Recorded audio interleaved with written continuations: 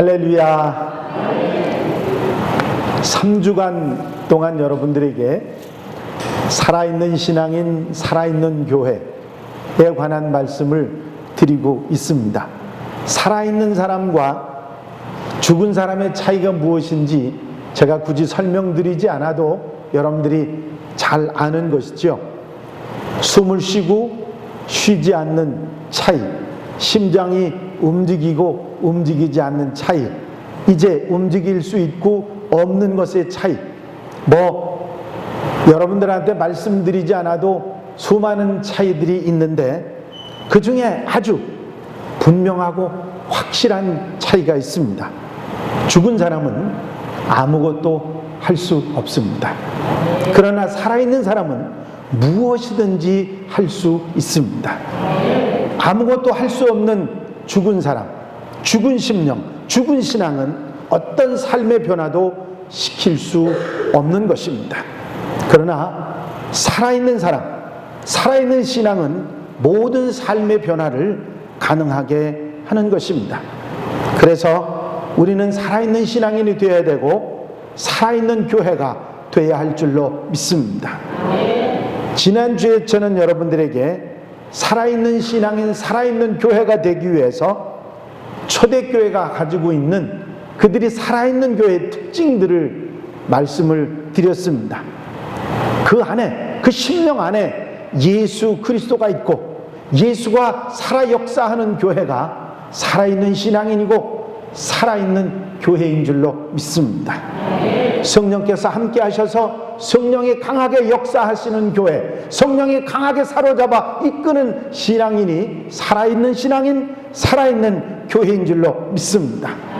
생명지는 기도를 놓지 않고 끝까지 기도하는 사람이 모여있는 교회, 그 교회가 살아있는 교회인 줄로 믿습니다.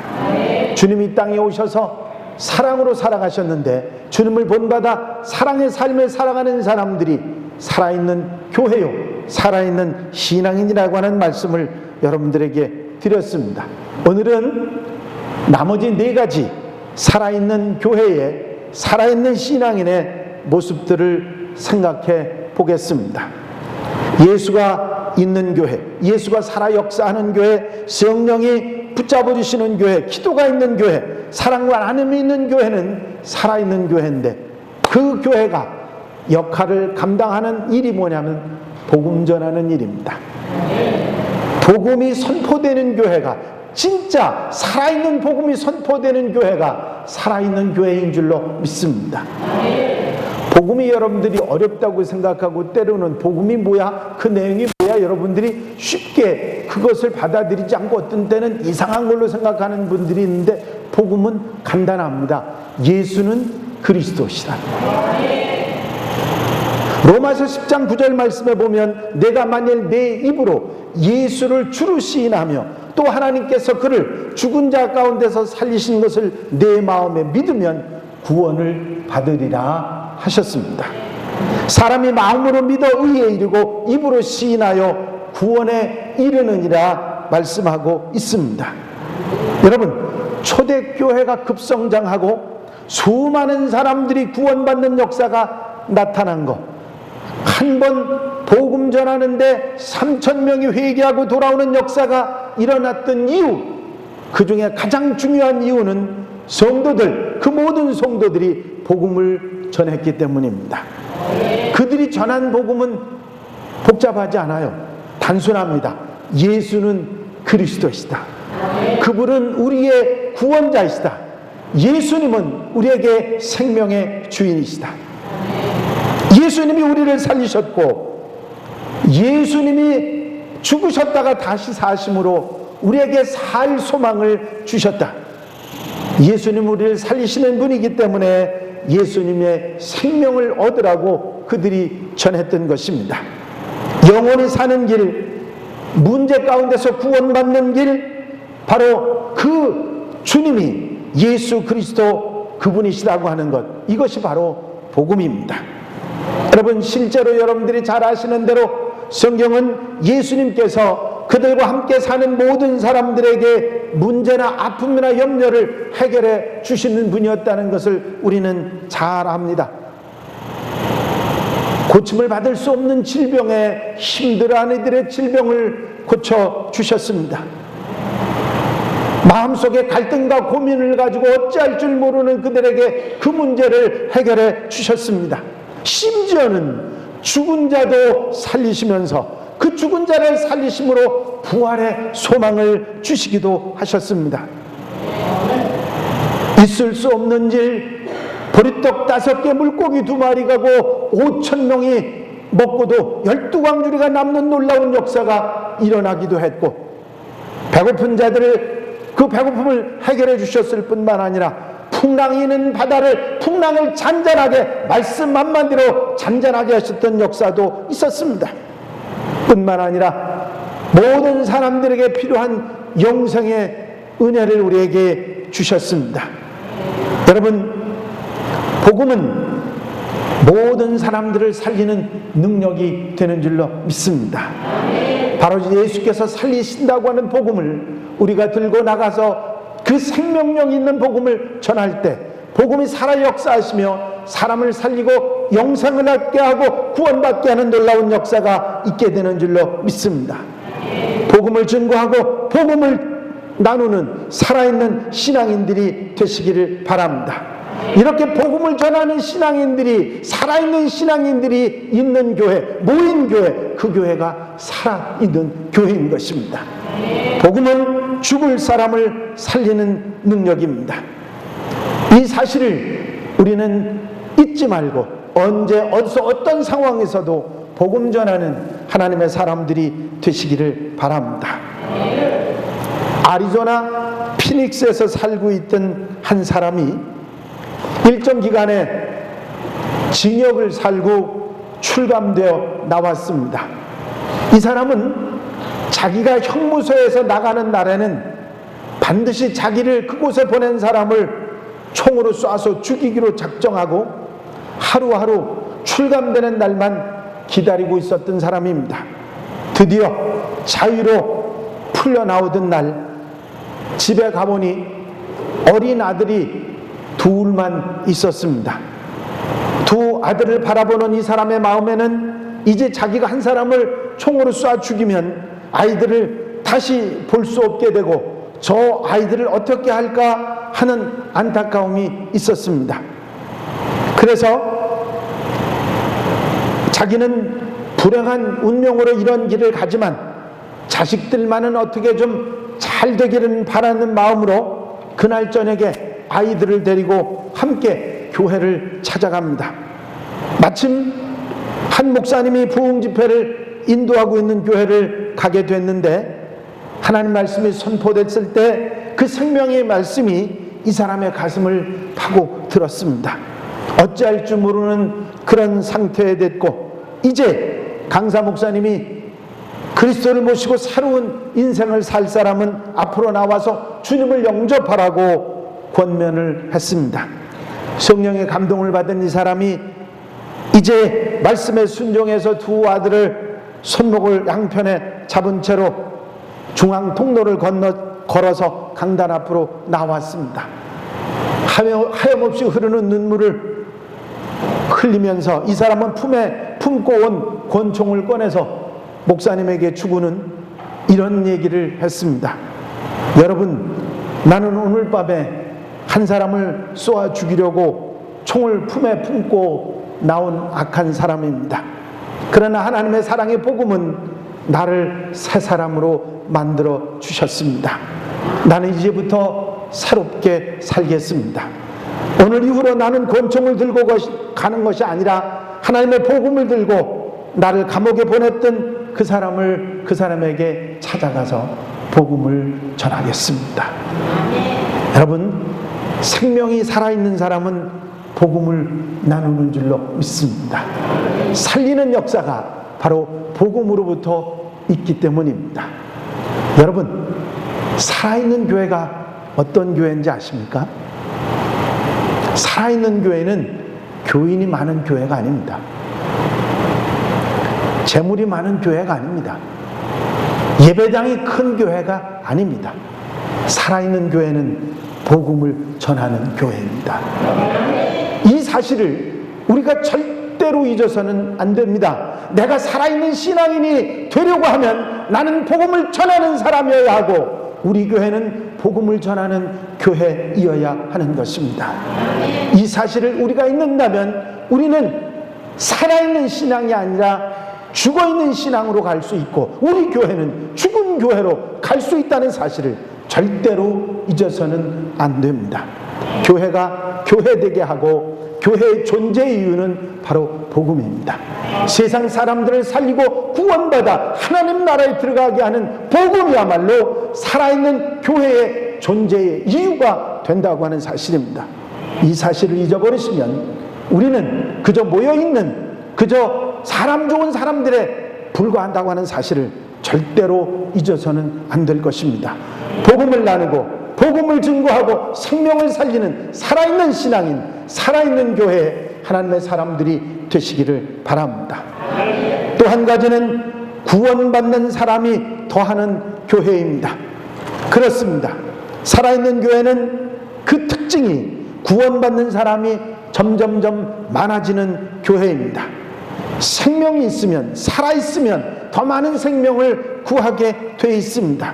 우리가 살아있는 신앙인이라면 우리를 통해서 생명의 역사, 구원의 역사가 나타나야 합니다. 반대로 1년이 가도 5년이 가도 10년이 가도 나를 통해서 생명의 역사가 하나도 나타나지 않는다면 그것은 죽은 신앙이거나 병든 신앙인일 것입니다.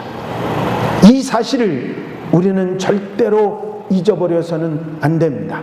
사람을 살리는 살아있는 신앙인이 되시기를 바랍니다. 런던에서 나 환자를 돌보고 있던 한 여인의 이야기입니다. 하루는 이 여인이 길을 가다가 차디찬 방에서 심하게 앓고 있는 한 여인을 발견하게 됩니다. 그녀는 자기 몸을 팔아서 험하고 힘든 인생을 살아가던 장녀였습니다. 이미 삶을 포기한 채 죽기만을 기다리고 있는 모습이었습니다. 이 여인은 그 장녀 옆에 머물면서 침대 시트도 갈아주고 음식도 먹여주고 약도 사다주고 온갖 수고를 아끼지 않고 그녀를 돌보았습니다. 그리고 어느 정도 보살핀 후에 그 장녀에게 함께 기도하자고 말을 했습니다.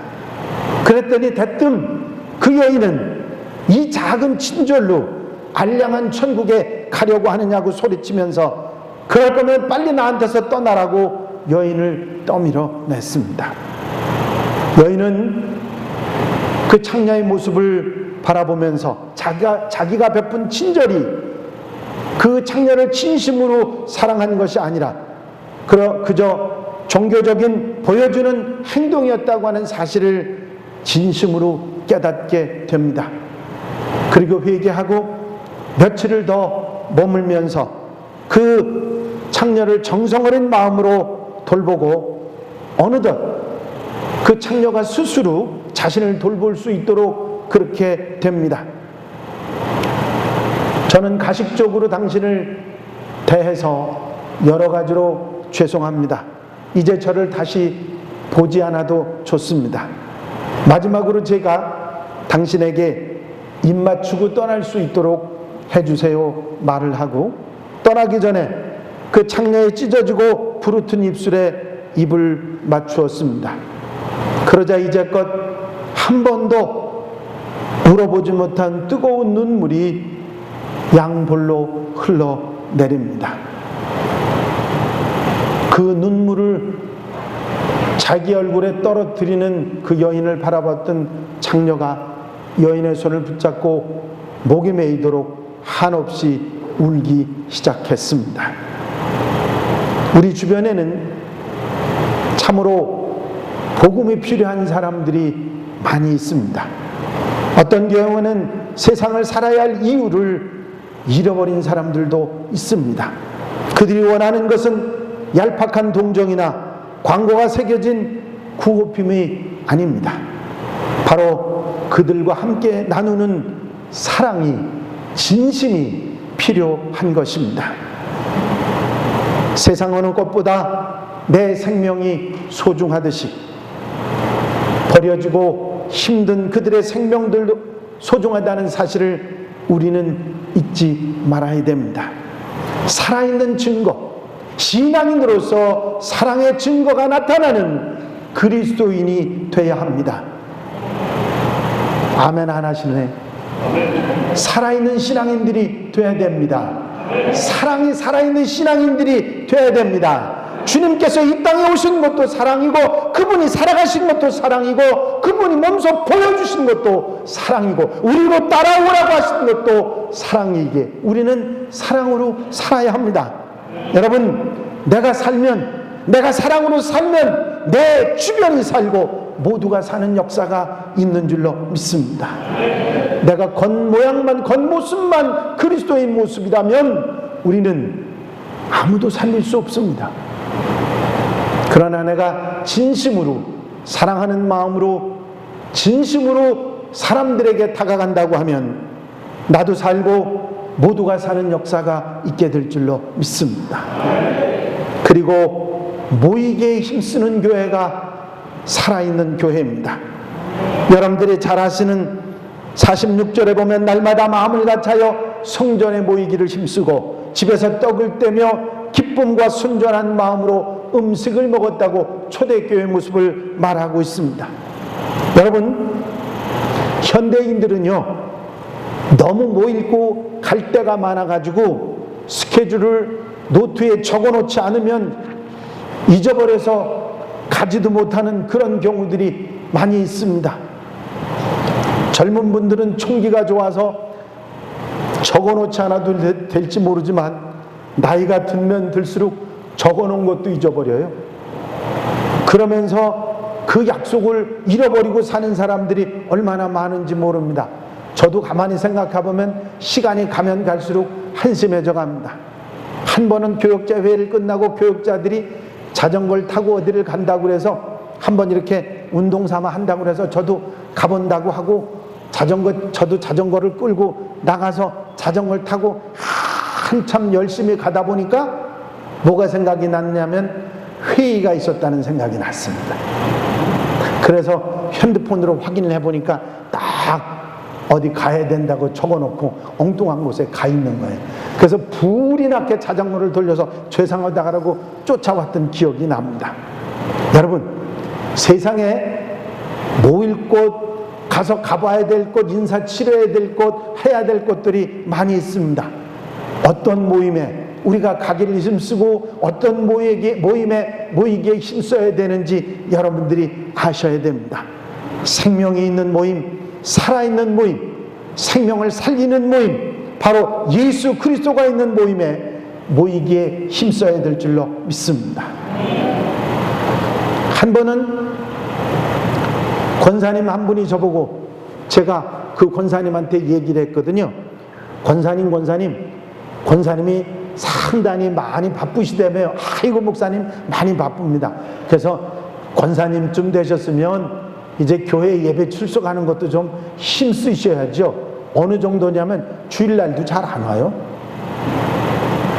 그래서 권사님쯤 되셨으면 주일날 교회 오는 건 좀 신경 쓰셔야죠. 좀 오셨으면 좋겠다 그랬더니 그 권사님이 저보고 하는 얘기가, 아이 목사님 제가 많이 바쁩니다.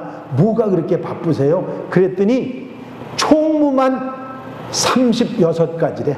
36개 기관에 총무랍니다. 그래서 주일날 교회 올 시간이 없대요. 제가 그 얘기를 들으면서 내년까지 그 중에 절반만 좀 끊으시지요. 절반만 총무 좀 그만두시고 그리고 교회 좀 나오시면 좋겠습니다. 그런데요, 제가 그 교회에 있는 동안에 그 양반이 교회를 나오셨을까요? 주일날 잘 나오셨을까요? 안 나오셨어요. 다른 교회인들은, 새 교회인들은 많아져서 교회인들은 북적북적 하는데 그 권사님만 안 나오셔서 그 참 희한하다. 그래서 몇 번을 권면하다가 더 이상 말씀드리기가 못해가지고 듣기 귀찮아하고 힘들어하는 것 같아서 말씀을 안 드렸더니 그 다음 목사님 때에 이 양반이 너무 교회 열심히 나오셔가지고 그 권사님이 장로님이 되셨어요. 그래서 무슨 일이 일어났나 그랬더니 병이 걸리셔가지고 아주 곤욕을 한번 치르시고 이렇게 열심히 신앙생활을 하시게 됐다는 얘기를 제가 들었습니다. 여러분, 하나님이 경고하실 때까지 기다리면 그건 바보 멍충입니다. 아멘하는 분이 없는 거 보니까 그런 분들이 한 분도 없나 봐, 이 중에. 하나님이 경고하실 때까지 기다리고 때리실 때까지 기다리면 바보 멍충이에요. 지금 정신 차리는 여러분들 되시기 바랍니다. 지금 마음에 깨달음 있는 여러분들이 되시기를 바랍니다. 내가 지금 어떻게 살아있는 신앙이 되고 어떻게 우리 교회를 살아있는 교회로 만들어 갈 것인지를 다시 한번 생각하는 여러분들이 되시기를 바랍니다. 살리는 모임, 말씀이 있고 기도가 있고 성령의 역사가 나타나는 그 모임, 예배와 사랑과 수고가 있는 곳, 소망을 주고 샘을 주고 위로를 주고 권면하는 그런 따뜻함이 있는 그 모임에 모이기에 힘쓰는 여러분들이 되시기를 바랍니다. 교회는 이런 살리는 모임을 만들고 이를 힘써야 하고 우리는 이 살리는 모임의 모체가 돼야 할 것입니다. 모이기를 피하는 어떤 사람들의 습관과 같이 하지 말고 오직 권하여 그날이 가까움을 볼수록 더욱 그리하자. 히브리서 10장 25절에 모이기에 힘쓰자고 하는 말씀이 있습니다. 여러분, 모이기에 힘쓰는 여러분들이 되시기를 바랍니다. 이 아멘 하신 분들 내가 유심히 들었어요. 내일 새벽에 오시는 날 봐야 되겠습니다. 아이고 목사님 새벽 기도는 아니에요. 혹 그럴 분들이 혹 여기 중에 있으실지 모르겠어요. 아니에요. 그거부터 시작해요. 이제 아멘이 확 들어갔지. 이제 그거부터 시작입니다. 여러분들이 모이기에 힘쓰기 시작하면 내가 살고 내 주변이 살고 우리 교회가 사는 역사가 있을 줄로 믿습니다. 그리고 살아있는 교회는 가르침이 있는 교회입니다. 아멘. 42절에 보니까 그들이 사도의 가르침을 받아 서로 교제하고 떡을 떼며 오로지 기도하기에 힘쓰니라 하는 말씀이 있습니다. 여러분, 살리는 모임, 살리는 교회, 살리는 신앙인이 되기 위해서는 이를 바로 배우고 익히는 것이 필요한데 성령께서 이런 역사 우리에게 가르쳐 주시고 깨닫게 하시고 알게 하시는 은혜를 주시는데 그 성령의 역사를, 그 가르침을 교회에서, 하나님의 교회에서 이 일이 계속되어 나갈 때 그런 사는 역사, 생명의 역사가 일어나게 되는 줄로 믿습니다. 초대교회는 바로 이런 가르침이 사도들과 제자들로부터 계속되었고 이런 가르침이 우리에게까지 지금 계속되고 있는 것입니다. 바울은 디모데에게 보내는 편지 가운데 이를 강하게 권면합니다. 너는 이것들을 명하고 가르치라. 누구든지 내 연소함을 없인 여기지 못하게 하고 오직 말과 행실과 사랑과 믿음과 정절에 있어서 믿는 자에게 본이 되어 내가 이룰 때에 읽는 것과 권하는 것과 가르치는 것에 전념하라. 여러분, 가르침이 얼마나 우리에게 중요한지 모릅니다. 왜? 우리가 가르침을 받지 않고선 알지 못하고요. 알지 못하면 우리가 믿을 수도 없고 믿음으로 살아있는 역사를 우리가 체험하기 어렵기 때문에 그렇습니다. 믿음은 들음에서 나고 들음은 그리스도의 말씀으로 말미암은 줄 믿습니다. 영국의 사회개혁운동가였다 미술평론가였던 존 러스키는 명성을 얻은 후에 과거를 기억하면서 이런 말을 했습니다.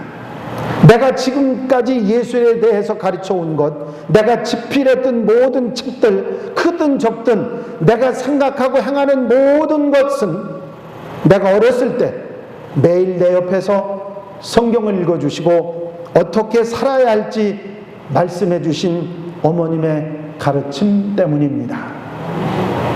그가 그런 위대한 하나님의 사람이 될 수 있었던, 위대한 사람이 될 수 있었던 이유는 늘 옆에서 성경을 읽어주시고 어떻게 살아야 하는지 가르쳐 주신 어머님의 말씀 때문이었다고 그는 고백하고 있는 것입니다.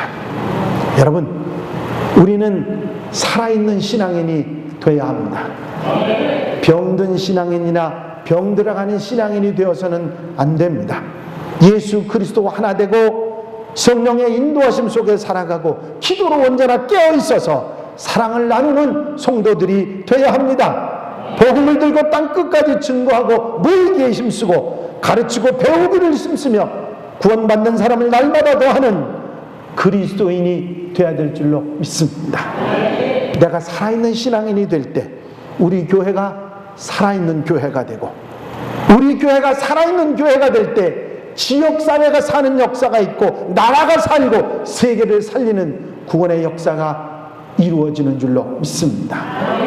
여러분, 우리 주변에 사람들이 잘 되는 역사가 무엇으로부터 시작되냐면 내가 살고 우리 교회가 살 때부터 시작된다는 사실을 잊지 마시고 살아있는 신앙인이 되어 멋진 그리스도인의 삶을 살아가는 한양 가족들이 되시기를 바랍니다.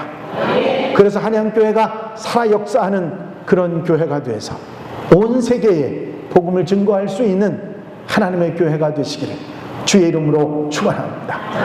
축원합니다.